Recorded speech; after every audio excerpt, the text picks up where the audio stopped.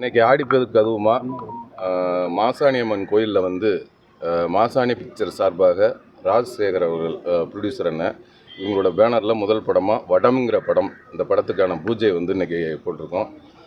இன்றைக்கி படத்தோட இயக்குனர் கேந்திரன் அவர்கள், இந்த படத்தோட கதாநாயகி சங்கீதா அவர்கள் எல்லாருமே இன்றைக்கி வந்து கேமராமேனாக இருக்கட்டும், டெக்னீஷியன் எல்லாருமே இன்றைக்கி வந்து ஆடிப்பெருக்கு அதுவுமா இன்றைக்கி மாசாணி அம்மன் கோயிலிருந்து எங்களோட இந்த பயணத்தை ஆரம்பிக்கிறதுல ரொம்ப சந்தோஷமாக இருக்குது. ரொம்ப சிறப்பாக இந்த பூஜையெல்லாம் நடந்தது. விரைவில் இந்த படத்தோட படப்பிடிப்பு ஆரம்பமாக இருக்கிறது. அதுக்காக இன்றைக்கி எல்லோரும் மாசாணி அம்மன் கோயிலில் வந்திருக்கிறோம். படத்தோட பேர் வந்து வடம். கேப் எதனால நீங்கள் ரொம்ப நாள் தேட்டர் பக்கத்து போகலாம். அப்புறம் போகும் இடம் வெகு தூரம் இல்லைன்ற ஒரு படம் ரிலீஸ் ஆயிடுச்சு. அப்புறம் வந்து ஓம் காளி ஜெய் காளின்னு ஒரு வெப் சீரிஸ் ரிலீஸ் ஆகிருக்கு. இப்போ ஷூட்டிங் போயிட்டுருக்கிறது வந்து 7ஆம் பொருத்தம் அப்படிங்கிற ஒரு படம் வந்து இப்போ ஷூட்டிங் போயிட்டுருக்கு.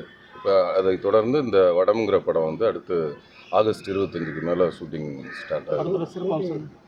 இந்த படம் வந்து ஒரு ஜல்லிக்கட்டு காளையை பற்றின ஒரு படம். அது இதில் வடம் மஞ்சு வருது. ஜல்லிக்கட்டுலேயே 2 இருக்குது.